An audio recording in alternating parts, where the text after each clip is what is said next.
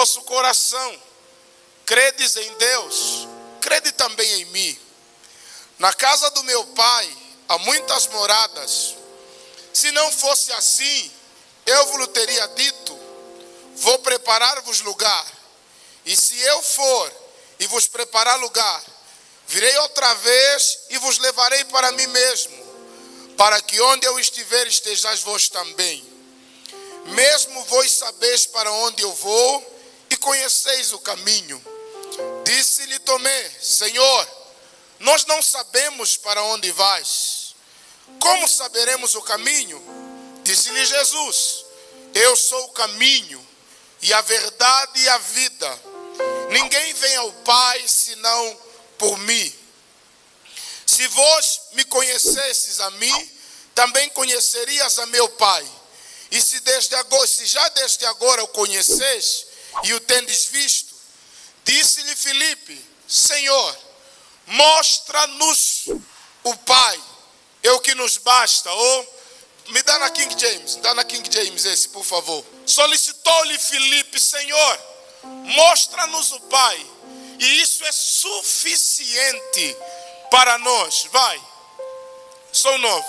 Então Jesus ministrou-lhes: há tanto tempo estou convosco, e tu não me tens conhecido, Filipe? Aquele que vê a mim, vê o Pai. Como podes dizer: mostra-nos o Pai? Amém? Pode tomar o seu assento. Vamos orar. Senhor, obrigado. Obrigado pela sua bondade. Obrigado pela sua misericórdia. E obrigado pelo seu amor. Se alguém entrou aqui enfermo, cura, Pai. Se alguém entrou desanimado, que receba o ânimo que vem do céu. Se alguém entrou sem esperança, que receba a esperança que vem do céu. Se alguém entrou sem vida, sem verdade, que receba as verdades do teu reino. Queremos abrir o nosso coração e ouvir a tua voz. Fale conosco, Pai. Em nome de Jesus. Amém. Amém?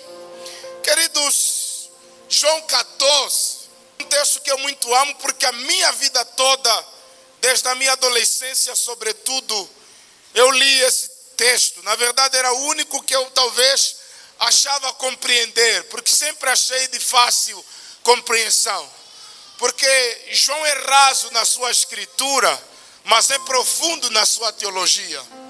João escreve de forma muito simples, mas se você olhar para os conteúdos dele, são muito profundos. Para você entender o capítulo 14, precisamos entender primeiro que João quer apresentar Jesus o divino. Mateus fala da genealogia de Jesus, Lucas fala da genealogia humana de Jesus, ou seja, da origem humana de Jesus. Mas João, ele começa: no princípio é o verbo estava com Deus e o verbo era Deus. O propósito de João ao escrever o evangelho de João é apresentar Jesus, Deus. Jesus, Deus encarnado, o Filho de Deus que veio na terra para morrer pelos nossos pecados e nos salvar. E aqui em João 14, a teologia da divindade, da triunidade de Cristo, Deus Pai e o Espírito, João vai nos apresentar aqui como Jesus vai revelar-se aos seus discípulos como ele é divino. Aqui no capítulo 13 de João, nós vemos Jesus se despedindo dos seus discípulos. Nós vemos quase as últimas palavras de Jesus. Jesus vai dizer no versículo 31 de João 13, diz assim: tendo ele, pois, saído, disse Jesus: agora é glorificado o Filho do Homem, e Deus é glorificado nele. Se Deus é glorificado nele, também Deus glorificará em si mesmo, e logo há de glorificar. Filhinhos, ainda que por um pouco estou convosco, vós me buscais, como tinha dito aos judeus: para onde eu vou, não podeis vos ir.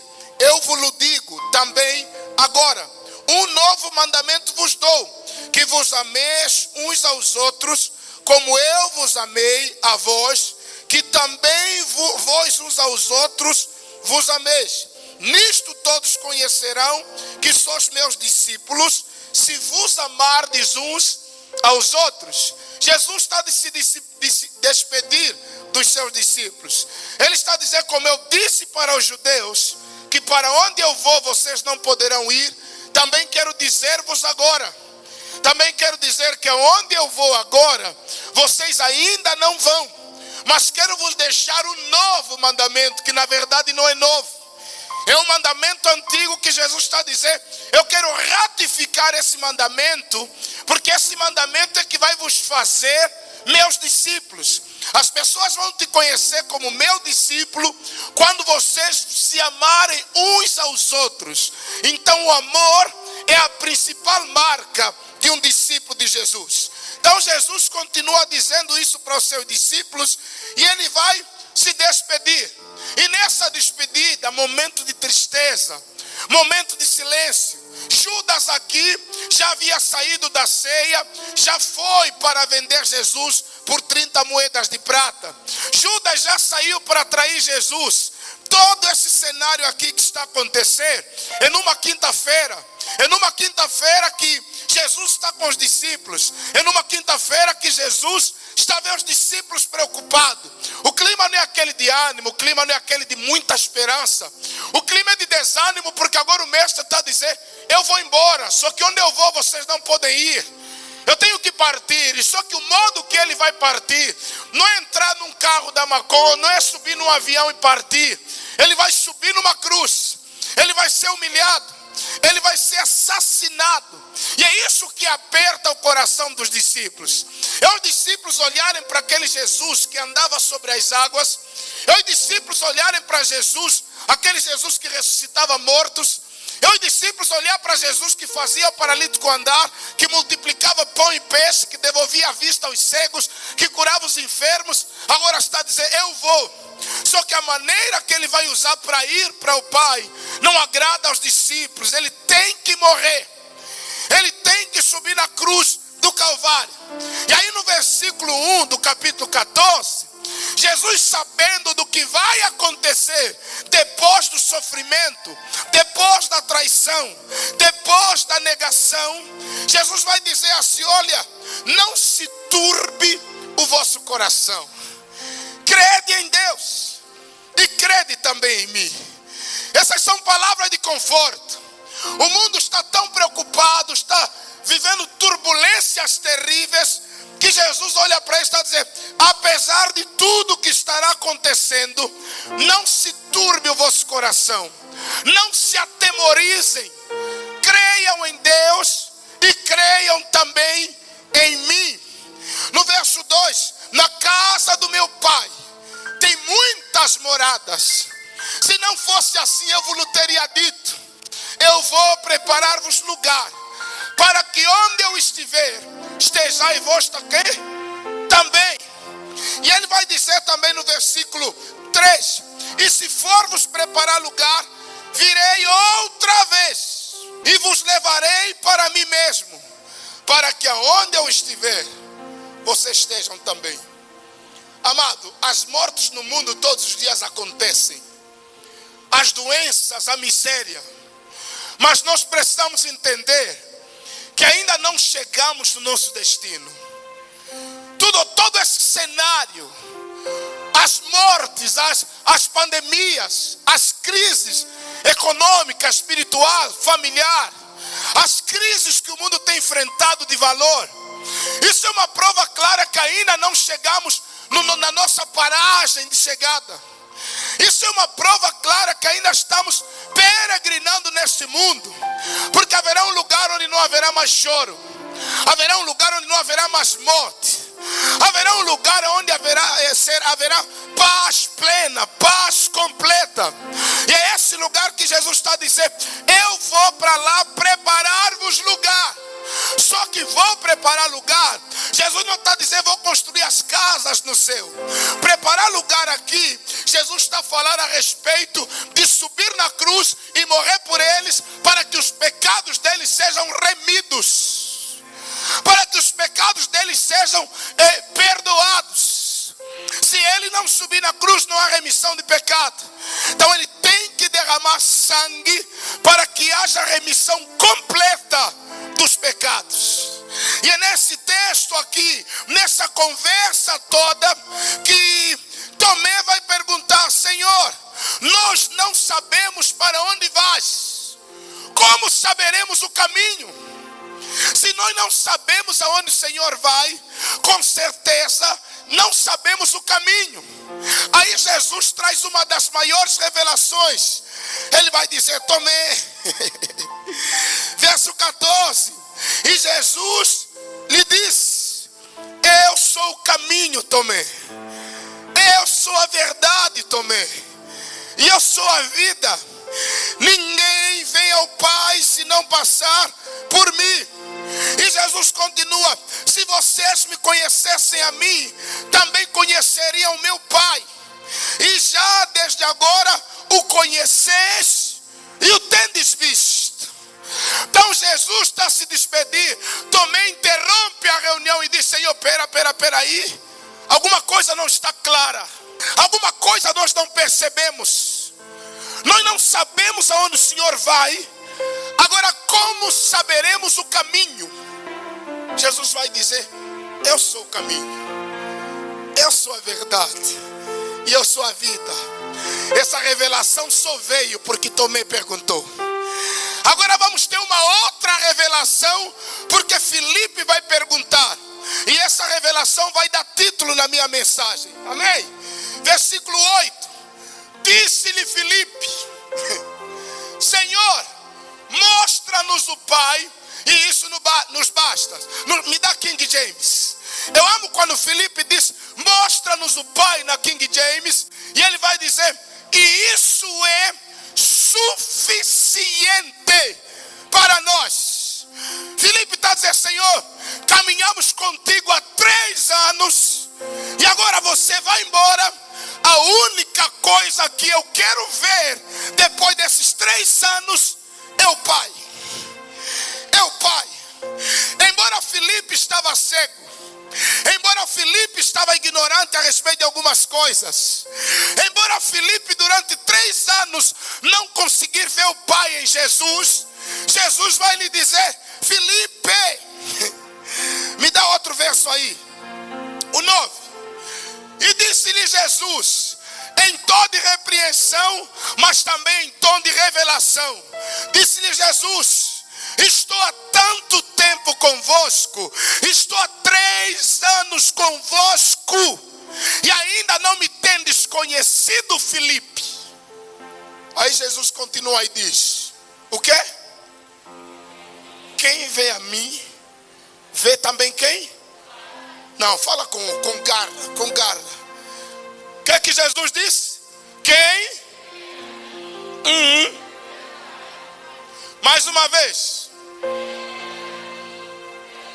Não é aí, filho. O novo. Disse-lhe Jesus: estou há tanto tempo convosco e não me tendes conhecido, Filipe. Qual é a resposta de Jesus? Mais uma vez. Mais outra vez. Amém? Então, encontrando Jesus, encontramos o Pai. Por isso ele vai dizer que eu sou o caminho para o Pai.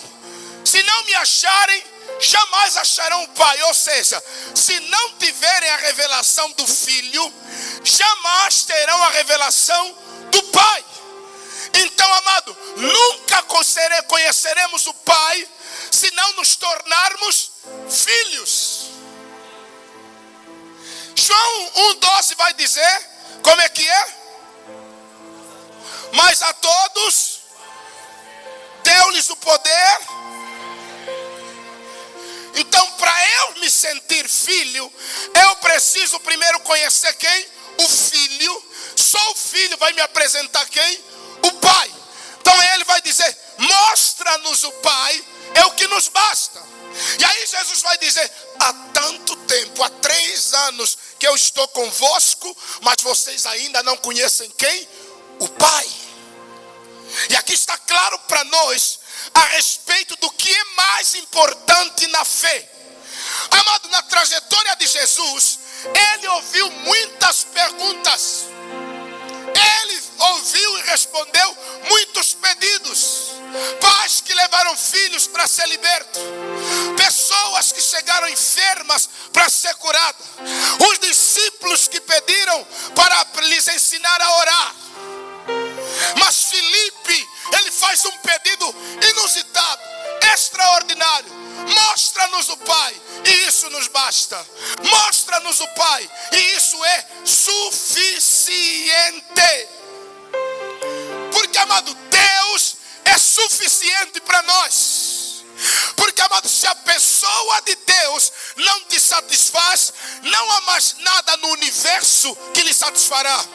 Se a presença de Deus não te satisfaz, não tem carro, não tem dinheiro, não tem sexo, não tem drogas, não tem álcool que vai lhe satisfazer.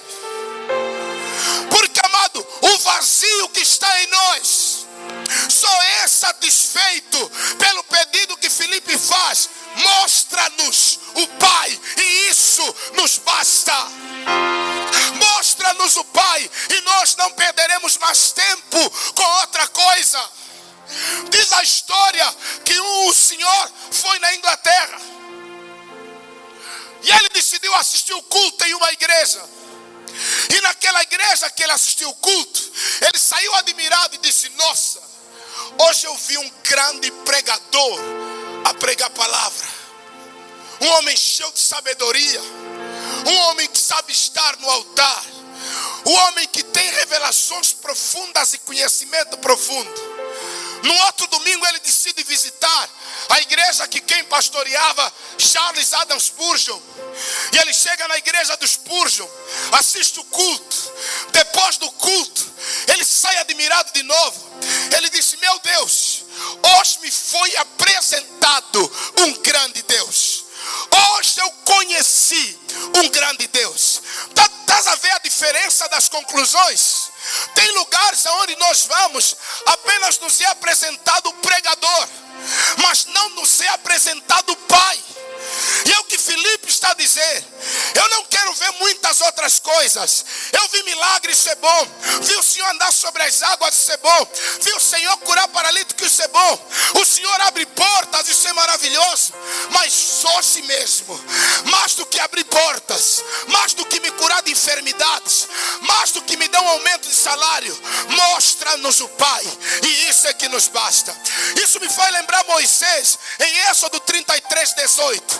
A Bíblia diz que Moisés está no monte e ele está conversando com Deus. E Moisés faz um pedido dizendo: Senhor, rogo-te que me mostres a tua glória. Porque, amado, que o ser humano precisa é do resplendor, é da manifestação da glória de Deus sobre a vida dele. Amado, o mundo nos apresenta muitas coisas, mas a principal revelação que nós precisamos ter é a revelação do Pai. É conhecer o Pai. Sabe por que precisamos conhecer o Pai? Porque nós somos órfãos. Sabe por que precisamos conhecer o Pai? Porque a falta de intimidade com o Pai, a falta de conhecer o Pai, nos faz viver como órfão, nos faz viver como coitado, nos faz viver como bastardo. Mas o dia que nós tiver a revelação do Pai, a nossa vida, ela muda completamente. Sabe por que você não é um coitado? Porque você conhece o Pai. Sabe por que você não é um coitadinho, uma coitadinha? Porque você conhece o Pai. Quem conhece o Pai que tem, não se abala pelas circunstâncias que o mundo lhe apresenta. Por isso Filipe está a dizer: mais do que tudo, de todas as coisas, mostra-nos o Pai. É o Pai que nós precisamos ver. É o Pai que o mundo precisa ver. É o Pai que em tempos de pandemia a igreja precisa revelar para o mundo. O mundo não precisa de uma nova vacina. O mundo não precisa de um novo governo. O país não precisa de novos políticos. O país precisa elevar os seus olhos para os montes. De onde me virá o meu socorro? Vem da revelação que eu tenho do Pai. Aplauda e glorifica o nome do Senhor.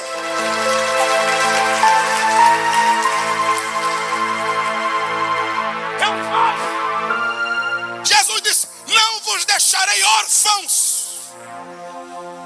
Não vos deixarei coitados. Se as palavras que eu prego não vêm de mim mesmo, mas vêm de quem? Do Pai. As maravilhas que eu faço não vêm de mim mesmo, vêm de quem? Do Pai. Jesus vai dizer, se você não crê nas palavras, pelo menos creia nas obras. Embora não seja o modo mais certo de crer. A pior maneira de crer é crer num Deus que só faz. Porque Deus não faz toda hora. Deus não faz sempre. Tem dias que Ele deixa morrer. Tem dias que Ele deixa viver. Porque o Deus que permitiu que Tiago morresse um dia antes é o mesmo Deus que mandou um anjo na prisão para libertar Pedro. O Deus que deixou Lázaro morrer e apodrecer durante 4 dias é o mesmo Deus que no 4º dia aparece para ressuscitar Lázaro. Então nós precisamos entender que o Deus que nós servimos, quando Ele quer, Ele faz. E quando Ele não quer, Ele também não quer. E sabe o que é que acontece? Aí nós temos que entender, quando Ele faz é Pai, e quando Ele não faz também é Pai. O Pai não deixa de ser Pai pela provisão. Quando meu Pai provê, é Pai. Quando não provê, também ainda é quem? É Pai. Quando Deus cura, é Pai. Mas quando não cura, também é Pai. Quando Ele mata os meus inimigos, é Pai. E quando Ele deixa eles viverem, também é Pai. Quando Ele manda codorna, é Pai. E quando Ele não manda, também é Pai. Quando Ele manda o maná, é Pai. Mas quando Ele nos deixa ter fome, também continua sendo Pai. Então o que Filipe está a dizer é, não importa os bens que eu tenha, mas se eu tenho Pai, eu tenho tudo. Então olha para o irmão que está ao seu lado e fala, quem tem o Pai, tem tudo. Aleluia, fala, quem tem o Pai, tem tudo. O filho pródigo voltou na casa do pai, não por causa do pai, mas por causa do pão. Mas independentemente disso, quando ele chega na casa do pai, que ele recebe não é o pão, é o pai. O pai está a dizer, a minha presença provê o pão. Então tenha o pai para depois ter pão. Tenha o pai para depois ter marido. Tenha o pai para depois ter emprego. Tenha o pai para depois ter saúde. Tenha o pai para depois ter cura. Tenha o pai para depois subir de patente. Primeiro o Pai, depois as coisas. Primeiro o reino, depois as coisas. Primeiro Ele, depois tudo que o mundo pode nos dar. Eu não quero nada além de Deus. Por isso a minha oração é, Pai, tudo que me afasta de Ti, arranca. Tudo que não me faz ver a Tua glória, arranca. Porque eu quero o Pai na minha vida. Quem está comigo, aplauda e glorifica a Deus.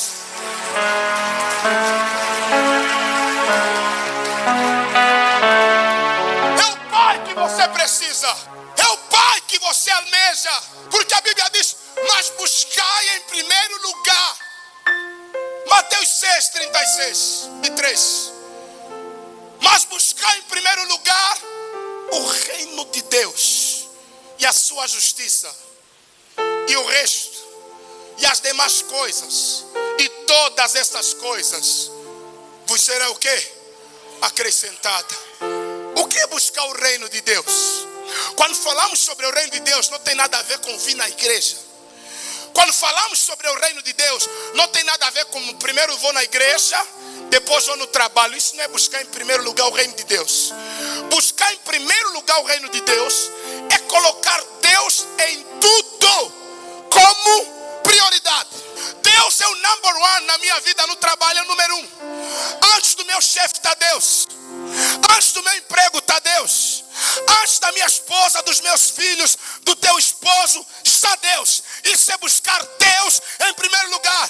Tem gente que o Deus dele é o trabalho dele. O Deus dele é a fazenda dele. O Deus dele é aquele gabinete que ele está lá durante 4, 3 anos. Amado, prioriza em primeiro lugar o reino de Deus. Porque Deus é assim. Quando você o tem como prioridade, ele passa a priorizar as tuas coisas. Vou repetir. Quando você prioriza Deus, ele prioriza as suas coisas. Quando você prioriza o reino, ele vai começar a abrir as portas ao teu favor. Por isso o segredo é: buscai em primeiro lugar o reino de Deus e a sua justiça, e todas essas coisas vos serão acrescentadas. Primeiro é Deus. E Jesus veio nessa terra aqui, não veio se exibir, não veio casar. Ele só veio apresentar Deus. Ele só veio aproximar o homem de Deus. As pessoas entenderam mal a sua vinda, mas ele está dizendo: eu não vim da casa, eu não vim dar marido, eu não vim desencalhar as encalhadas, eu não vim tornar o escravo em patrão, usar ninguém em alguém, não. Eu vim vos mostrar o Pai. O Pai que em Gênesis 3 vocês fugiram e se esconderam atrás das árvores. Aquele Pai que Adão via e depois passou a ter medo de ver. Eu encarnei o Pai para vocês olharem para mim e verem quem? O Pai. Encarnei o Pai para vocês não perderem tempo com coisas e pessoas. Eu encarnei o Pai para que através de mim vocês enxergassem quem? O Pai. Por isso ele está dizendo: busquem primeiro o reino de Deus. Mas vamos olhar aqui para algumas pérolas nesse texto. No capítulo 3, versículo 21, Jesus revela que Judas ia trair Jesus. No capítulo 13 ainda, do verso 33, 36 até o verso 38, Jesus vai mostrar que Pedro vai negá-lo. E Pedro vai dizer: não é bem assim, Senhor, não é bem assim. E disse-lhe Simão Pedro: Senhor, para onde vais? Jesus lhe respondeu: para onde eu vou, não podeis agora seguir-me, mas depois me seguirás, passa. Disse-lhe Pedro: Senhor, por que não posso seguir-te agora? Por ti darei a minha vida. Jesus olhou para Pedro Cândido e disse: ele não sabe o que está falando. Porque tem gente, quando está emocionado, promete um monte de coisas, mas quando as coisas apertam, foge. Ele está dizendo: por ti darei a minha vida. O Pedro está dizendo: Senhor, aonde você for eu irei. Eu, se for preciso morrer por você, morrerei. Veja o que Jesus vai lhe dizer. Passa. Respondeu-lhe Jesus: tu darás a tua vida por mim, Pedro? Uma pergunta, né? Jesus está olhando para ele dizendo: Pedrão, tu darás a tua vida por mim? Olha o que Jesus vai dizer. Na verdade, te digo, Jesus está dizendo: na verdade, essa repetição, Jesus está dizendo: com certeza te digo. Jesus está a enfatizar o que vai acontecer na hora da crucificação. Te digo, que não cantará o galo enquanto não tiveres negado quantas vezes? 3 vezes. Jesus está dizendo: agora você está dizendo que vai morrer por mim, você iria a qualquer lugar. Mas eu quero te dizer, Pedrão, o primeiro soco que eu levar, a primeira chibata que eu apanhar, quando me amarrarem, quando me acorrentarem, quando me botarem coroa de espinho, você vai ver aquele meu sofrimento, você não vai querer ter um igual. Você não vai querer dizer: eu sou amigo dele, também se tocar nele, me toca também, porque o soldado romano não perdoa. Por isso às vezes eu acho engraçado hoje, aparecem muitos cristos aí dizer: eu sou, irmão. Na hora de carregar a cruz, ninguém apareceu para dizer: sou eu. Na hora de apanhar surra, ninguém apareceu para dizer: sou eu. Agora que o sacrifício está feito, os romanos foram subjugados, Jesus venceu sobre a morte, agora você é alguma coisa? Jesus está dizendo: Pedro, não, você não vai morrer por mim agora. É depois, talvez, que você tiver uma percepção plena sobre isso. Mas agora, quando eu for pego, quando eu for preso, você vai me negar 3 vezes. Você vai apostatar por minha causa. Pedro negou, Pedro xingou e Pedro praguejou os que diziam: você andou com ele. 3 coisas ele fez: negou, xingou e praguejou. Disse: se você falar mais que eu andei com ele, vai cair um raio do céu e vai te matar. Porque ele não queria passar o mesmo que Jesus passou. Amém? Então nós estamos aqui, amado. A única forma de nós não nos abalarmos na fé é crer em Deus. Por isso Jesus vai dizer: crede em Deus e crede também em mim. Na casa de meu pai tem muitas moradas. Amado, a fé em Deus, ela não pode ser separada da fé em Jesus. Por isso Jesus está dizendo: creiam em Deus, mas também creiam em mim, que estou falando com vocês. Se vocês não quiserem se abalar, não quiserem ser destruídos, depositem a vossa fé em Deus. Alguém está comigo? Diz amém. Então Filipe, ele ouve vários pedidos.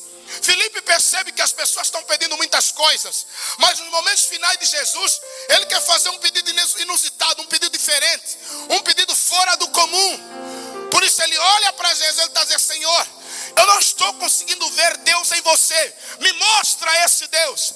Filipe quer uma teofania de Deus, quer uma apresentação visível de Deus. Filipe quer que Jesus faça talvez algumas coisas e diz: está aqui Deus. Mas Jesus vai dizer: olha, eu não vou te apresentar Deus do meu lado. Olha para mim, Filipe. Olha para mim, Filipe. Porque às vezes nós estamos a procurar Deus, Cândido, em outras experiências. Porque tem gente que acredita que Deus não está no estudo bíblico.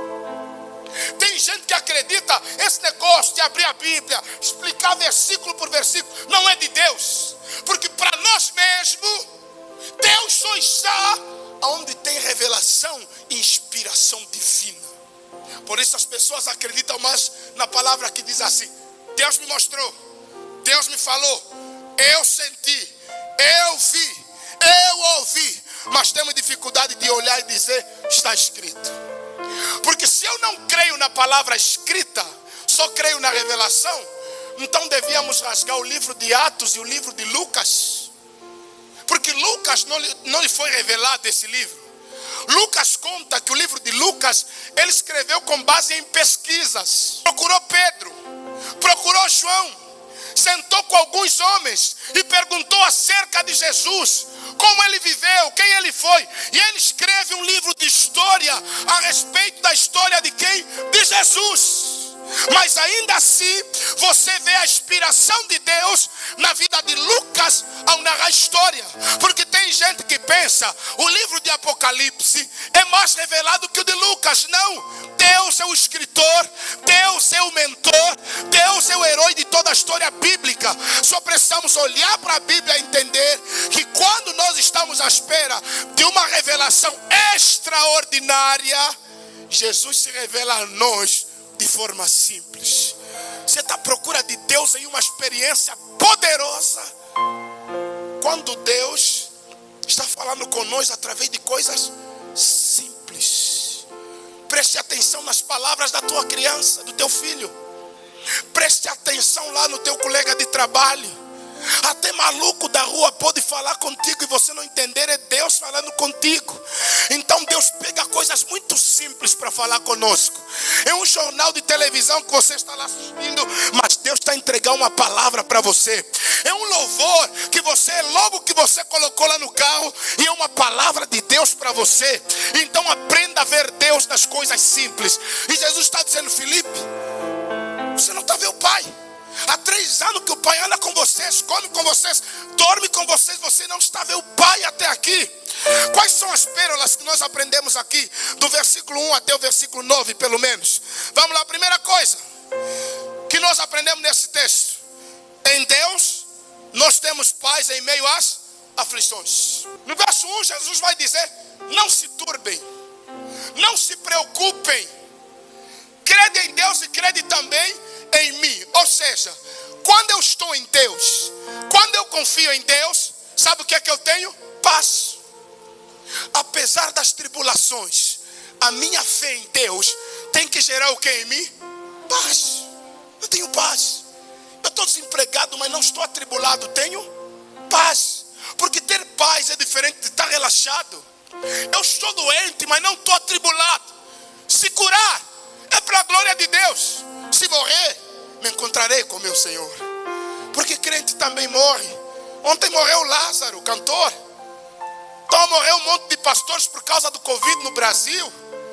Então nós precisamos entender que Deus, em meio a todas essas coisas, Ele nos dá o quê? Paz. Amém? Por isso Ele está dizendo: não se turbe o vosso coração. Crede em Deus e crede também em mim. No meio de todos os problemas que você passa, faça simplesmente uma oração. Não peça ainda para os problemas acabarem. Diga: Senhor, me dê paz. Eu preciso acordar amanhã em paz. Eu preciso voltar para aquele trabalho onde eu estou sendo humilhada em paz. Eu preciso ter paz na minha própria casa. Eu quero sair em paz. Eu preciso de paz. Porque uma pessoa sem paz é uma pessoa atribulada. E a única coisa que nós precisamos é paz. E a Bíblia está dizendo, para nós ter essa paz, nós devemos crer em Deus. Crede em Deus e crede também em mim. Se eu creio em Cristo, eu tenho paz. Jesus falou, deixo-vos a paz. A minha paz vos dou, e não vos la dou como o mundo a dá. A paz que o mundo dá é passageira, é temporária, é momentânea. Mas a paz que nós temos, ela não vem de dentro, de fora para dentro, ela vem de dentro para fora. O que o mundo nos dá é felicidade, porque a felicidade depende das coisas. A paz depende do Espírito, porque a paz é fruto do Espírito. Só tem paz quem tem o Espírito de Deus. Fala para o irmão que está ao seu lado, não se atribula, tenha paz. Fala, tenha paz. O mundo está no fim, mas nós temos paz. Você crê que você é a igreja do arrebatamento? Você crê que você é a igreja pela qual Jesus vai voltar para vir buscar? Então tenha paz. Se esse coronavírus não passar, antes que o anticristo se levanta, nós vamos fechar os olhos e quando abrirmos, já estamos junto do Pai nos ares, adorando santo, santo é o Senhor dos exércitos, em nome de Jesus. Sabe por que você está atribulado? Porque os teus olhos estão muito na terra. Sabe por que você está atribulado? Porque você tem muita esperança nesse mundo. A esperança da igreja não está em político, não está em governantes, não está na terra. A esperança da igreja está em Jesus. Só Ele nos dará paz, em nome de Jesus. Então a primeira coisa, nós temos paz.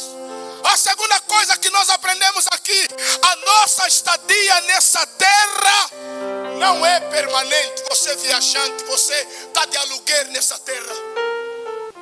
Amados, toda vez que nos deparamos com a morte, essa realidade fica mais verdadeira na nossa vida. De entender que nós estamos aqui, passageiros. Por isso, por enquanto você está passando para esse mundo, para de ferir as pessoas. Para de atrasar a vida das pessoas. Porque tem gente que parece que tem demônio. Está vivendo nesse mundo, parece que vai viver a vida toda.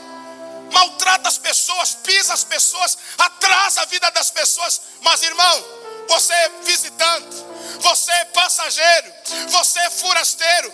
Ninguém vai viver para sempre aqui nessa terra. Nenhum poder, nenhum trono, nenhum governo, nenhuma nação vai permanecer para sempre. Eu lhe pergunto, aonde está o Império Grego? Aonde está o Império Romano? Aonde está o Império Medo-Persa? Aonde está o Egito que foi grande nos dias de Moisés? Aonde está o Império Romano, que Roma já era a mãe do mundo? Onde é que está hoje? Onde estão as grandes nações hoje? Onde é que está os Estados Unidos agora com essa pandemia? Onde é que está o Brasil? As grandes nações diante do caos é nada. Por isso nesse mundo Jesus vai dizer que nós somos passageiros. A nossa estadia não é permanente. Alguns pela robustez chegam 70, 80. Outros morrem com 1 mês de vida, 2 dias, 30 anos, 25. A morte quando vem mata. Não quer saber se você vai viver quanto tempo. Por isso Jesus está dizendo, não se turbem no versículo 2. No versículo 2 vai 2. Na casa do meu pai há muitas moradas. Se não fosse assim, vos teria dito, vou preparar-vos lugar. Ou seja, eu vou preparar-vos lugar, mas vou enviar o Espírito Santo para vos preparar. Então o céu revela isso para nós. 3. E quando eu for e vos preparar lugar, o que é que acontece? Irmãos, só falta isso acontecer para o mundo acabar. Deus prometeu que Jesus viria, Ele veio. Deus prometeu que o Espírito Santo desceria. Joel 2:28, o Espírito desceu. São as 3 grandes promessas da Bíblia: a vinda de Cristo, a primeira, a descida do Espírito Santo e a segunda vinda de Cristo. As 3 grandes promessas, e as 2 já se cumpriram. Jesus já veio, o Espírito já veio, está entre nós. Só falta Ele voltar a segunda vez. A primeira vez veio salvar. A segunda vez vai vir para vir condenar e buscar os que Ele salvou na primeira vinda. Por isso nós precisamos entender, está dizendo, eu vou, mas virei outra vez. mas eu venho outra vez. Existem duas maneiras para nós ir para o céu: ou morremos ou vivemos até o arrebatamento. Ou vamos morrer, ou até a trombeta tocar, Jesus vem. Então ele deixa claro para nós, querido, que a nossa estadia nesse mundo não é o quê? Permanente. Por isso, a jornada cristã, ela tem o quê? Dor, tem sofrimento e tem cruz. Amado, ser crente não é vai dar tudo certo, vai cuiar, show da fé, tá bater. Não, ser crente é combate, é guerra. Por isso eu amo Paulo quando fala assim: oi queridos, nesse mundo nós somos soldados.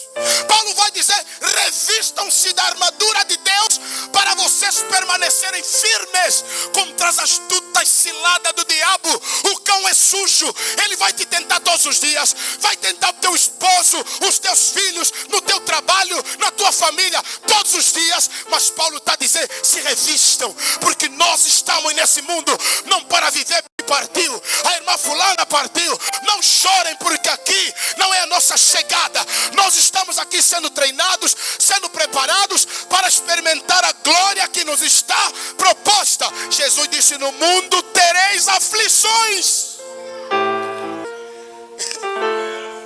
Você sabia qual é a promessa que eu gosto? É: você vai casar, aleluia. Ah, Deus vai te curar, aleluia. Você vai prosperar, aleluia. Eis que te digo, meu servo, que no mundo tereis aflições, e não poucas, pai. É o corona, é os irmãos da igreja que vão te afligir, é o mundo, é os governantes ímpios, insanos que vão nos afligir. Mas apesar da aflição, Paulo disse assim: porque a nossa leve e momentânea.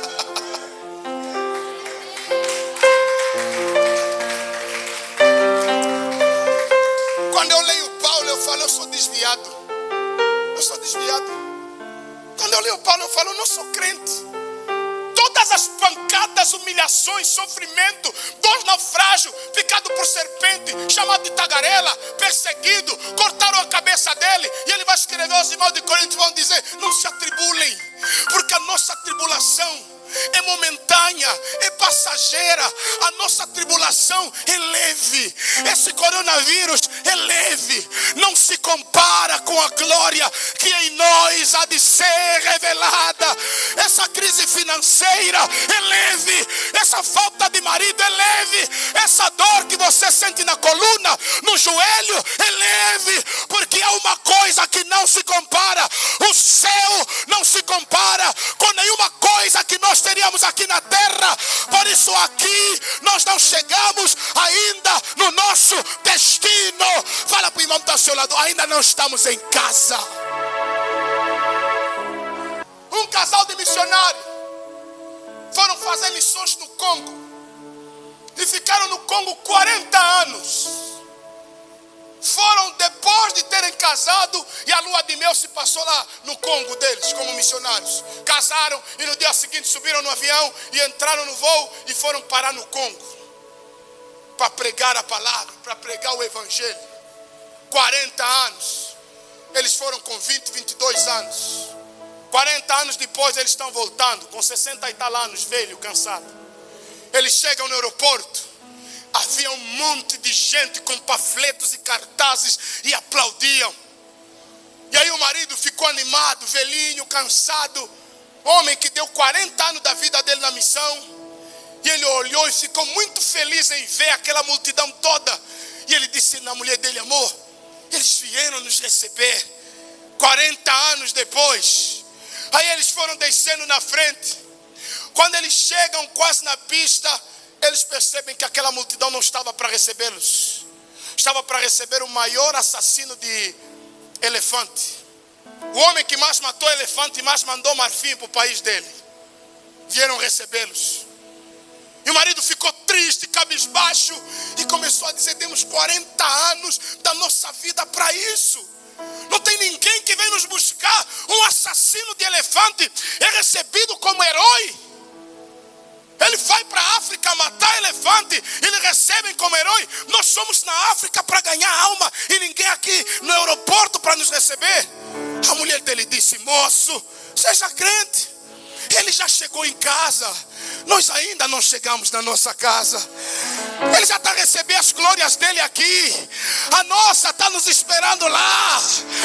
Aleluia! Ele aqui tem tapete vermelho. Lá as ruas são de ouros. Aleluia! O céu está nos esperando. Os magnatas aqui pisam em tapetes vermelhos. Mas igreja, o céu nos espera. E nós entraremos lá pisando em ruas de ouro. Aleluia! Ei, fala para o irmão que está ao seu lado: você ainda não está em casa. Você vai chegar em casa. Por isso vão nos destratar, vão nos humilhar, vão nos tratar como coisa. Não tema, porque quando a gente chegar lá em casa, os anjos vão calar a boca. Porque eu vou lhe dizer uma coisa, isso é segredo, não é heresia. Os anjos são nossos fãs, porque eles vão ver assim: como é que esses caras viveram naquele mundo sujo e tão limpo? Como é que eles viveram naquele mundo corrompido e não se corromperam? Como é que eles viveram? Se Satanás estava no céu, se corrompeu no lugar mais perfeito. Eles estão a vir num lugar de sofrimento, mas continuam puros, imaculados, santos. Largaram os prazeres da terra, não olharam atrás igual a mulher de Ló, olharam para o autor e consumador da fé. E aí eles vão dizer: a noiva é gloriosa, a noiva é mais bela. Eu não conheço nenhum casamento que alguém veio mais bonito que a noiva. E no céu também vai ser assim. Quando a gente entrar naquele tapete de ouro, os anjos vão ficar do lado e vão dizer: é bonita, não é desdentada, ela é linda. Porque vão ver chinês lá, vão ver africano, coreano, americano, brasileiro. Vão ver aquela mistura, sabe? Porque isso é a decoração de Deus. Todos os povos lá, todos os povos em conjunto. E eles vão olhar para a noiva. E aí nós vamos começar a dizer: chegamos em casa. Chegamos em casa. Não, mas lá, meu Deus, lá nós teremos a revelação perfeita do Pai. Por isso, você que não tem carro aqui, você que não tem casa, não temas, filho, não temas. Na casa de meu Pai tem muitas moradas. Na centralidade é limitado. E para entrar lá tem que conhecer alguém, que conhece alguém, e tem que ter cartão do partido. Falei, meu Deus, mas não interessa. Mas para entrar lá, você não precisa ser de nenhum partido.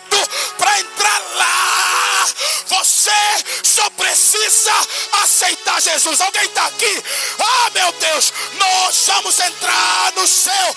Nós vamos chegar lá. E quando chegar na porta vão perguntar: passaporte, passaporte, passaporte. O cartão do partido está onde? O meu cartão se chama Jesus. Jesus. O líder do meu partido é quem? Jesus. Ele não precisou de muitos votos. O único voto me votou e me salvou, me elegeu, e eu sou salvo.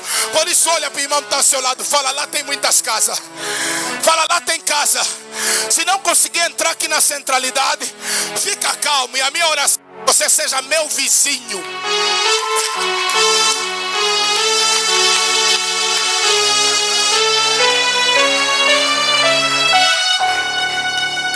Amém? Vão me bater agora, mas vamos lá.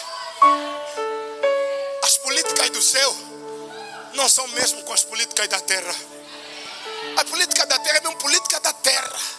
Mas Jesus vai dizer: fiquem calmos, porque na casa do meu Pai tem o que? Muitas moradas. Se não fosse assim, eu não diria, eu não prometeria. Porque para você conseguir a morada lá, é só crer. É só crer. Não precisa inventar um monte de coisa, é só crer. Eu creio. Chegar no céu, na porta vão dizer: bilhete.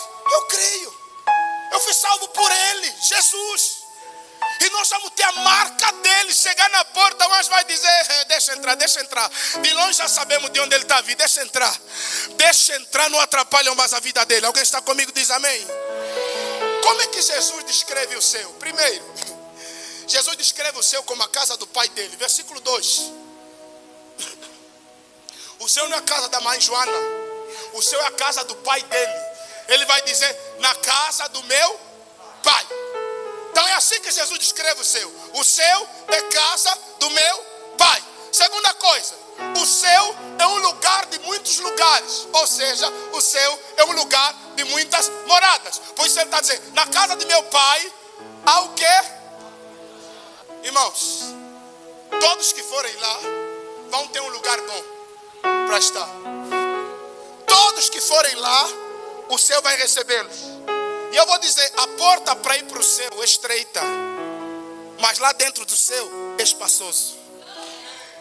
Para entrar está duro, tem que deixar isso, tem que deixar aquilo, tem que deixar bebida, tem que deixar o álcool, tem que deixar a prostituição, tem que deixar uma mulher, tem que deixar o marido alheio, tem que deixar um monte de coisa. Mas quando você chegar lá, você vai dizer: tudo que eu deixei. Até usar a expressão comparar não dá. Porque não dá para comparar com tudo isso aqui. Sabe aquela coisa, está numa fila a lutar para receber pirão com feijão, é balo feio. Quando no outro lado alguém está dizendo: oi, vem aqui, chega lá. O teu prato preferido, não sei qual é. E você está lá a lutar para comer às vezes uma coisa que você não gosta. É no céu. Tem muitas moradas. E não tem cunha, lá não tem anjo corrupto, não. Lá é assim, está aqui, é porque tem lugar aqui. Ninguém vai chegar lá mais. Ninguém vai chegar lá, pato no céu. Aqui é onde? Pato no céu. Não tem pato lá, não. Pato é nas festas aqui. Quem chegar lá tem casa lá. Ninguém vai dizer: olha, aqui não tem, não. Quem chegar lá tem morada para ir. Fala para o irmão que está selado: se você chegar lá, fica descansado, que tem morada para você. Alguém entendeu essa palavra? Eu estou a falar do céu, você está tão triste assim. Você devia estar chorando, meu irmão. Você devia estar dizendo: eu quero ir para lá, meu Deus. Vamos quando, afinal? Vamos quando? Porque eu estou cansado de Benguela, de Angola. Vamos quando? Por isso Paulo disse, escritor, ele vai dizer: Maranata, ora vem, Senhor Jesus. Ele está dizendo: vem já, o Senhor. Porque aqui o game está muito gay. Está muito violento. Outra coisa que ele vai nos revelar também aqui: o céu é um lugar preparado para os que foram preparados para o céu. Versículo 3. E quando eu for e vos preparar lugar, virei outra vez e vos levarei para mim mesmo, para que onde eu estiver, estejais vós também. Jesus está a dizer: esse tempo que eu estava convosco, vos preparei para o céu. Agora eu vou lá ver como é que as coisas estão, mas vou voltar para vir vos buscar, porque eu já vos preparei para o céu. O céu não foi preparado para nós, nós é que fomos preparados para o céu, porque o céu já existia. Deus já criou. O Filho desceu para nos banhar. O Filho desceu para nos tratar, para nos preparar. Por isso você que diz: eu nasci assim, cresci assim, vou morrer assim, o Gabriela, irmão, você não é candidato para o céu. Você não vai entrar no céu. Não, é que eu não posso deixar, porque isso aí é a minha avó que deixou antes de ela morrer. Disse: filha, pega esse pau, você foi escolhida para cuidar da família. Esse pau, quando a vez que você morder lá 2 vezes e bater 3 vezes na parede e girar 7 vezes na cama, ô irmã, e acende 7 velas, porque onde estou aqui na estrada está muito escuro. Está aí para o inferno, porque no inferno é que está escuro mesmo. Ah, pastor, vou acender velinhas para o meu avô. Está no inferno, porque no céu, até o sol não brilha mais, porque a presença de Deus invade aquilo. A presença de Deus é tão gloriosa que brilha mais do que as estrelas, mais do que o sol e mais do que a lua. Então, se está pedindo vela, não está lá no céu, está em outro lugar, inferno. A minha avó apareceu pedindo vela. Vai entregando vela. Fala para aceitar Jesus agora, para lá não precisar de vela. Jesus é a lâmpada para os nossos pés e luz para o nosso caminho. Quem está comigo diz amém. Jesus fala que no céu teremos eterna comunhão. Jesus fala que Ele nos foi preparar lugar. Jesus fala que o Espírito Santo vem para preparar os remidos para o céu. Outra coisa que nós aprendemos aqui nesse texto, a grande promessa da volta de Cristo. Querido, não brinca, Jesus vai voltar. E em Mateus 24, lê em casa, você vai perceber o que Ele fala. Os discípulos perguntam: quais sinais virão antes da tua vinda? Jesus começa a descrever um monte de sinais. Crise na política, na saúde, na cultura mundial. Hoje a cultura está em crise. Ou melhor, as culturas estão em crise. Hoje já se discute se homem com homem pode casar, se mulher com mulher pode casar. E hoje os homossexuais querem nos obrigar a aceitar. Amanhã o homossexualismo também pode ser obrigatório, ninguém sabe. Hoje já se discute sobre o aborto. Pastores aprovam aborto, alguns. Isso é crise no que está acontecendo no mundo. Porque a diferença entre um bebê no ventre e uma pessoa que nasceu é só que o bebê tem meses lá dentro e o homem tem 40, 50 anos. Uma mulher disse: olha, eu estou mais grávida e eu não tenho condições de nascer. Foi para o médico crente para tirar a gravidez. O médico crente disse: vou dar um conselho. É mais fácil matar o vivo que já tens do que matar o que não sabe porque está aqui. Como você tem 4 filhos, escolhe quem você vai matar e deixa pelo menos esse nascer também viver lá um pouco, porque aqueles já viveram. Não, mas eu seria uma assassina. E abortar é o quê? Você que dorme com todos os tropas e te engravidam, já sabe tomar jornal com não sei o quê. Eu não sei o que é água e açúcar. E como tirar a gravidez, todas as técnicas já sabe. Não sabe nada de matemática. Desculpe, é um termo burra. Mas gravidez, ele é uma grande médica para tirar. Ela já sabe as composições que deve tomar. E aí toma e sai. É por isso a noite vai dormir, depois de bebê chora: mamãe. Não é demônio, é os teus filhos. Responde: filhos, estou aqui, estão aonde? Ouvir história aqui, você mata. E vai estragando mesmo o teu útero, vai nessa força gideoa. E vai ver o que vai te acontecer. Amém? Mas eu quero dizer, querido, podemos brincar, podemos ignorar, mas Jesus vai vir. E a Bíblia diz que todo olho, grande e pequeno, vai ver. Toda língua dos grandes e pequenos vão ver. Amados, grandes desse mundo vão se curvar. A Bíblia diz: todo olho verá e toda língua confessará que Jesus Cristo é o Senhor. Ou seja, todos os grandes e pequenos que morreram vão simplesmente ressuscitar para ver, confessar e se prostrar diante dele. Por isso a Bíblia diz: todo olho verá, toda língua confessará, e tudo que tem joelho na terra, imagina, o que tiver joelho vai se dobrar. Não dá que anda assim, mas naquele dia dobra. Porque Jesus é o Senhor. Não é o Kwanzaa, nem o poder político, nem o poder judiciário, nem o poder da saúde, nem o poder financeiro. Não, é Jesus que é o Senhor. No mundo tem nos apresentado muitos senhores, mas a vinda de Cristo vai mostrar quem é o Senhor na verdade. Alguém está vivo, diz amém.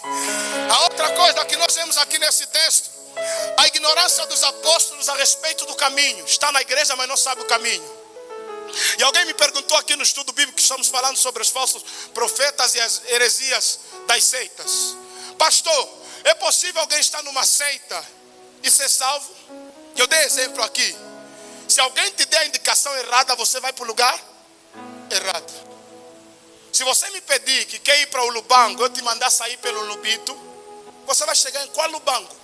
Irmão, se você está recebendo uma orientação errada a respeito do céu, a respeito da pessoa de Jesus, a respeito da palavra, se prepara para chegar o tempo todo em portos errados, em lugares errados. Por mais que o sacerdote, o profeta, o apóstolo tenha boas intenções, Mas se não está a te mostrar o verdadeiro caminho, se não está a te guiar pela verdade e a vida, você vai cair no lugar onde você não deseja cair. Por isso tem igrejas, são agências do inferno. Me dá outro verso. Versículo 5. Estou quase a encerrar, tá bom, irmãos? Aguenta mais uns 10 minutos? Vamos lá. 5. Disse-lhe Tomé: Senhor, nós não sabemos para onde vais. Jesus está dizendo eu vou, mas está dizendo vai aonde? Meu irmão, é cara que andou com Jesus 3 anos. Então o que quer dizer? Está na igreja há 500 anos, não significa que você conhece o caminho para o Senhor. Uma das igrejas da Ásia diz, tem nome de que vive, mas estão o quê?